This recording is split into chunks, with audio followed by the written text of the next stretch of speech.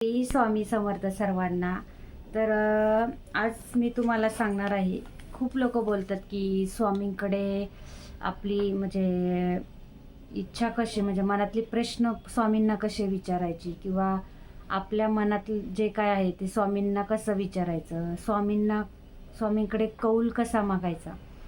तर आज मी तुम्हाला थोडक्यात सांगणार आहे. साधा आणि सोपं आहे.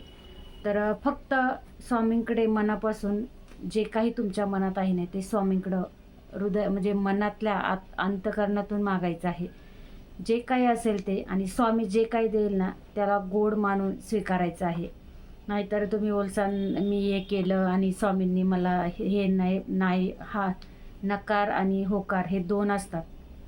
जर नकार असेल तर स्वामींचा त्याच्या पाठीमागे काहीतरी चांगलाच हेतू असतो, म्हणून स्वामी नकार देतात. आणि स्वामींनी होकार दिला तर तुमचं त्याच्यापेक्षाही छानच होणार आहे, असा स्वामींचा एक आदेश संदेश असतो. स्वामींचा एक त्यांचं हे असतं. तर स्वामींकडे कौल कसा मागायचा तर पाहू शकता. आता मी हे पान घेतलेलं आहे वहीचं. तर आपल्याला ना समान घडी घालून घ्यायची आहे याची. पाहू शकता कोणतंही म्हणजे असं छोटं मोठं आपल्याला बनवायचं नाही, तर एकदम समान बघा मी घडी घातलेली आहे. त्याला आता मध्ये आपल्याला 2 भाग करायचे आहेत. त्याचे आपल्याला 2 चिठ्ठ्या बनवायच्या आहेत. तर पाहू शकता मी ह्या 2 चिठ्ठ्या बनवल्यात. आता त्याच्यावरती काय लिहायचे तर इथं लिहायचं आहे श्री स्वामी समर्थ. ह्या पानावर पण लिहायचे श्री स्वामी समर्थ. तर आता मी तुम्हाला दाखवते. असं लिहायचं आहे श्री स्वामी समर्थ. एका चिठ्ठीला लिहायचं आहे बघा, दोन्ही चिठ्ठ्यांवर श्री स्वामी समर्थ लिहिलं आहे. एका चिठ्ठीवर लिहायचं होय आणि एका चिठ्ठीवर लिहायचं आहे नाही. तर हे स्वामींचा संदेश असतो आपल्यासाठी, होय किंवा नाही, म्हणजे तुमचं काम होणार आहे की नाही. तर आता ह्याच्यामध्ये होय किंवा नाही दोन्ही चिठ्ठीवरती सारखंच लिहायचं. इकडं एका चिठ्ठीवर इथं बघा मी होय लिहिलं आहे, एका याच्यावरती नाही लिहिलं आहे. तर आता हे तुम्हाला उलटं दिसतंय. तेव्हा लिहिताना तुमचा प्रश्न मात्र तुम्हाला इथं मध्ये लिहायचा आहे. जे की श्री स्वामी समर्थ लिहिलं आहे ना त्याच्याखाली तुमचा प्रश्न लिहायचा आहे. जे तुमचा जो काही प्रश्न असेल, मग तुम्हाला घर घ्यायचं आहे तर तुम्ही स्वामींना विचारू शकता की माझं घर होईल का, किंवा मी घर घ्यायला चाललो आहे तर ते घर मी घेऊ का, मी बुक करू का, किंवा कोणताही प्रश्न असेल तुमच्या मनातला, तुमचं लग्नाबद्दल असू द्या किंवा अनेक इतर XYZ जे काय प्रश्न असतात ते तुम्ही याच्यामध्ये लिहू शकता. आणि त्याच्यानंतर आपल्याला हे जे आहे ना हे एका पेज बघा, हे एक पान आहे हे. तर आपल्याला याची व्यवस्थित घडी घालायची. एक सारख्या घड्या घालायच्या, दोन्हीही चिठ्ठ्यांच्या आपल्याला सारख्या घड्या घालायच्यात. छोटी मोठी होता कामा नये. आणि घेताना दोन्ही एक, समजा तुम्ही येलो कलरचा पिवळ्या कलरचा कागद घेताय तर कागद दोन्ही पिवळेच पाहिजे. लाल घेत असेल तर लालच पाहिजे. सफेद घेत असेल तर सफेद, नाही तर असं नाही एक लाल आणि एक सफेद असं नाही, कारण का त्याच्यामध्ये मग आपण स्वतःलाच फसवतो असा त्याचा अर्थ होतो. तर पाहू शकता मी याची अशी घडी घातलेली आहे. तर याच्यात आपल्याला ना अशी घडी घालायची. समान 2 इंच सारख्याच घड्या झाल्या पाहिजे. त्याच्यातून आपल्याला आपलं अक्षर दिसलं नाही पाहिजे किंवा काहीच नाही दिसलं पाहिजे की आपण स्वतःला फसवतोय असं वाटलं नाही पाहिजे. तर दोन्ही समान घड्या घालून घ्यायच्यात. पाहू शकता मी समान घड्या घातल्यात. म्हणजे आपल्याला ओळखलं नाही पाहिजे. जसं आपण चोर चिठ्ठी खेळायचं त्याच्यातून आपल्याला दिसतं बघा कोण चोर आहे कोण पोलीस आहे, तसं नाही. तर पाहू शकता दोन्ही सारख्याच घड्या घातलेल्या आहे. आता ह्या दोन्ही घड्या अशा ठेवायच्यात. तर ह्या 2 ज्या चिठ्ठ्या आहेत जे की आपण आपल्या मनातल्या याच्यात लिहिलेलं आहे, तर ही जी आहे ना चिठ्ठ्या स्वामींच्या चरणाशी, म्हणजे तुमच्या घरात मूर्ती असू द्या किंवा फोटो असू द्या, अजून काही असू दे, समजा तुमच्या घरात फोटोच नाही, मूर्तीच नाही मंदिरात, तर असतं ना आपल्या वॉलेटमध्ये असतो फोटो किंवा छोटासा कुठेतरी फोटो असतो की जे की आपल्याला प्रसाद घेतला तर आपण प्रसादाच्या याच्यात आपल्या स्वामींचा फोटो भेटतो. तर जे काय असेल पर कागद जरी असेल ना स्वामींचा फोटोला, म्हणजे फोटोचा आपण बोलतो ना प्रसादामध्ये आपल्याला फक्त फोटो कागदाचा भेटतो, तेव्हा असला तरी चालेल.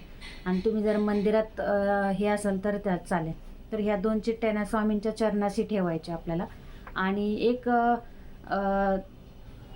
11 माळी जप किंवा तुम्हाला 11 माळी नाही जपला, एवढा टाईम नाही तुमच्याकडे, 11 माळी जप तुम्हाला नाही जमला तर तुम्ही 1 माळी जपसुद्धा करू शकता.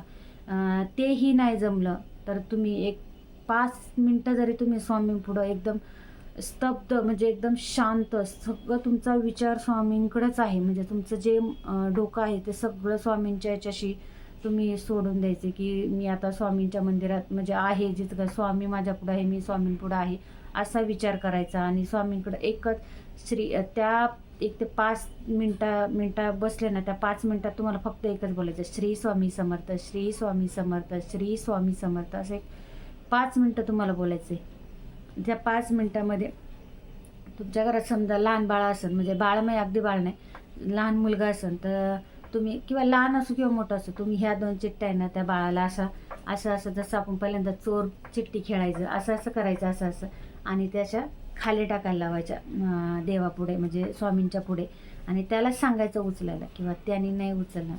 तुम्ही घरात समजा कोणच नाही, म्हणजे मुलंच नाही, तर मग तुम्ही काय करायचं, की ह्या 2 चिठ्ठ्या आहे ना, ह्या 2 चिठ्ठ्या तुम्ही स्वामींपुढं ठेवायचे. तुमचे एक माळे जप किंवा हे झालं ना, तुम्ही ते ठेवून डोळे बंद करून ह्या 2 चिठ्ठ्या स्वामींच्या पायापाशी ठेवलेल्या आहेत, तर त्या तुम्ही असं डोळे बंद करून उचलायचे आहे. चिटिंग करायची नाही, म्हणजे असं डोळे उघडणं, डोळे बंद करून जी हाताला लागेल ती चिठ्ठी उचलायची आणि ती पाहायची आहे तुम्हाला, की त्याच्यात काय आहे. होय असेल तर अतिउत्तमच आहे, आणि नसेल, समजा नाही नकार आला, तरी नाराज व्हायचं नाही. त्याच्या पाठीमागं स्वामींचा काहीतरी संदेश असतो, काहीतरी तुम्हाला हे करण्याचं हे असतं, की तुझं हे काम होणार नाही, तर मग त्याच्या पाठीमागे काहीतरी अडचणी असतात, म्हणून स्वामी तुम्हाला नकार देतात. म्हणून तुम्ही नाराज नाही व्हायचे, की आता काय मी म्हणजे स्वामींनी आपल्याला नकार दिला, तर आता काय होणारच नाही, असं नाही.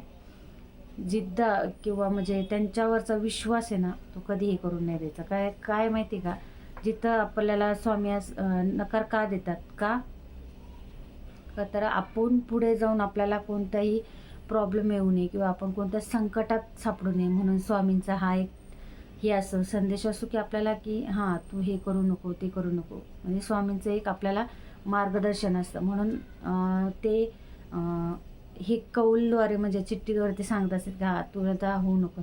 आणि जर नसेल होणार, तर त्या स्वामी तुम्हाला, समजा तुम्हाला घर घ्यायचे, तर आता होणार नाही घर, तर पण पुढे तुम्हाला स्वामींनी तुमच्या नशिबात अजून छान घर म्हणजे असेल तुमच्या घरात, असं स्वामींचं एक तुम्हाला हे दिलेलं असतो, कौल दिलेलं असतं, की म्हणून स्वामींचं असतं तुम्हाला, की तू हे करू नको, ते करू नको. पण वेळ ही प्रत्येकाची चांगलीच येते. स्वामी सांगतात जिद्द कधी हरायची नाही.